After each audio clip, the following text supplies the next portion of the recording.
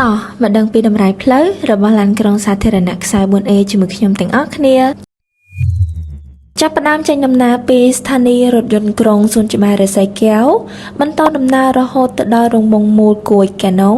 ហើយបន្តរត់នៅលើផ្លូវមហាវិថីព្រះនរោត្តមនិងឆ្លងកាត់ផ្សារធំថ្មីហើយបន្តរត់នៅលើផ្លូវមហាវិថីព្រះមុនីរ៉េហើយបន្តដំណើរឆ្លងកាត់ស្ពានអាកាសស្ទឹងមានជ័យរួចបន្តដំណើរនៅលើផ្លូវវែងស្រីរហូតឆ្លងកាត់ផ្សារទំនើបខេមលនិងបន្តធ្វើដំណើររហូតឆ្លងកាត់ផ្សារទុពងរហើយបន្តធ្វើដំណើររហូតទៅដល់ស្ថានីយ៍រថយន្តក្រុងបរិយាសន្តិភាព2តែម្ដងហើយខ្សែនេះផងដែរចេញដំណើរចាប់ពីម៉ោង 5:30 នាទីព្រឹករហូតទៅដល់ម៉ោង 8 យប់ដែលមានរយៈចម្ងាយសរុប